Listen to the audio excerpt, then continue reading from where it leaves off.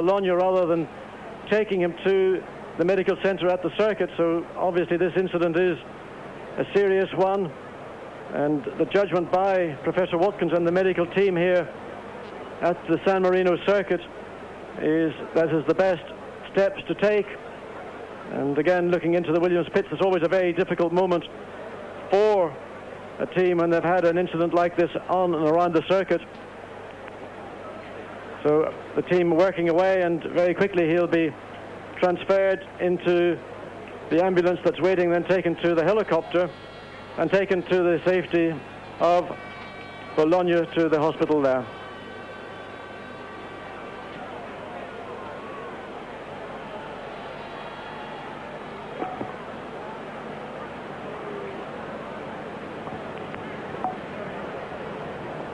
Well, Keke Rosberg just walked in to tell us that with JJ Leto everything is okay. So that is some positive news, and we're awaiting news, I should say, on what happened to Ayrton Senna's car, if we can find that out, and what's happened to Ayrton Senna himself. Well, the helicopter we see there on the circuit waiting, and the various forms of stretcher that they use, and now there's a saline drip has been applied. That's just to act as a stabilizer. So work being carried out by the side of the track by the medical team at Imola, and this is a part of the circuit where, in fact, on a number of occasions we've seen very severe, spectacular accidents. Way back, I think in '87, Nelson Piquet, when he was driving for the Williams team, went off and hit the wall.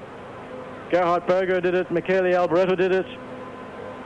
So it is a part of the circuit which is tremendous from a driver's point of view. But of course, at the very, very high speeds that Grand Prix cars are capable of, plus the amount of downforce and grip that a car does generate. Now, if something goes wrong in the corner where you've got that very high speed with a very high load, and for some reason that load disappears quickly, then that's when a driver does have a big problem. John, we talked about this all yesterday with Dave Price, and again we see the survival cell of that car being absolutely intact. Yes, indeed, and the car has done its job superbly. An impact of that speed, I mean, the figures, I don't even know, I wouldn't even want to guess the kind of G-force that initial impact would have generated, but it would have been extremely high, believe me.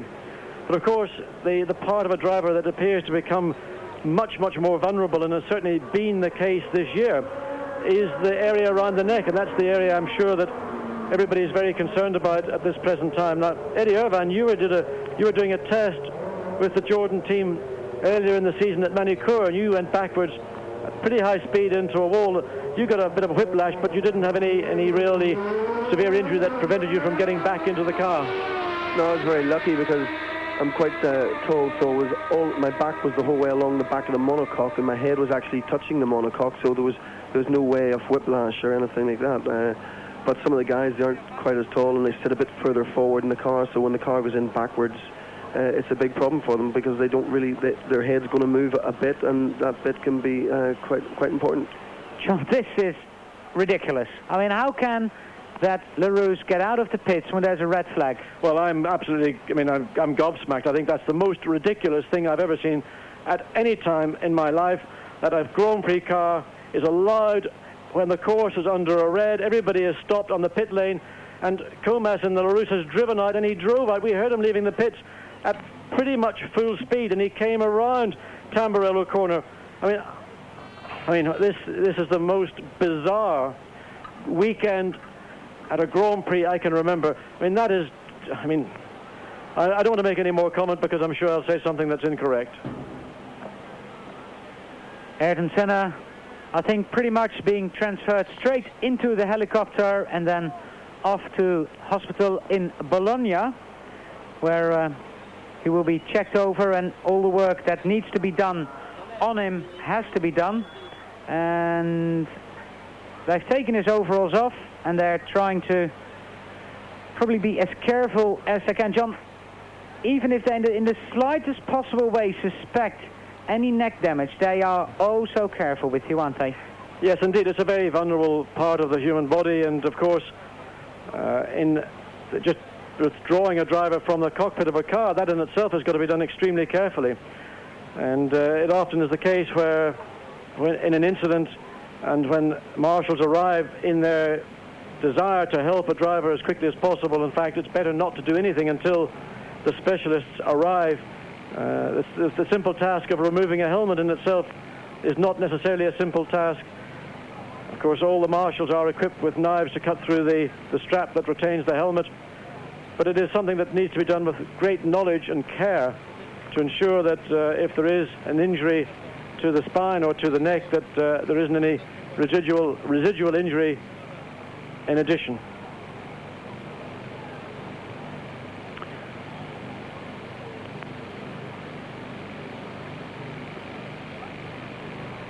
Well,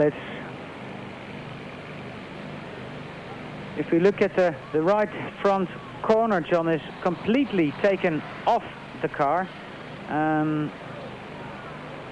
don't think Ayrton got hit by something like a wheel, which apparently was the case in Roland's accident. I think, again, it's only speculative. We don't know enough. We haven't seen from the camera angles precisely, first of all, what caused the car to go off the circuit, and secondly, the camera view from looking up to Tamburello, the car actually was out of sight. But one thing is for sure, that with the construction of these current cars, while the driver in the safety cell is kept very safe, if you take off the wheels and suspension in that corner, it is possible in a very severe impact for the wheel to come into contact with the driver's head, or the wall, in fact, to come into contact. So we don't know, and it is very, very speculative indeed to consider what may or may not have been the question. So we're sitting here looking at something which is indeed very serious, and it is not right for us to speculate on the extent of the injuries to Senna, or in fact what was the cause of the accident in the first place. There's in the case of this accident and the case of Ratzenberger's and Barrichello's accident, John, I think I found it remarkable, and that neither of the three cars we've seen having an accident, also with JJ and Pedro, which, I mean, those cars were torn apart basically, none of them caught fire. Again, part of the safety cell that the fuel tank is in is an extremely strong cell, again, because of development over many, many years, and a history of a car crashing. It nearly always caught fire. Well, now we see Senna is being transferred to the medical helicopter, and this is going to be, I think, a flight straight to Bologna, to the hospital. And of course, he's received a great deal of attention from the medical team here, the doctors, from Professor Watkins. And we see Professor Watkins walking with Senna as he's being transferred now to be flown immediately to Bologna. And, well, John, we're all speculating about the accident. Could there be any possibility that the drivers say enough's enough? I think that again is an area where I don't want to get into. It is a Grand Prix, and there are many factors involved in Grand Prix racing. I think certainly after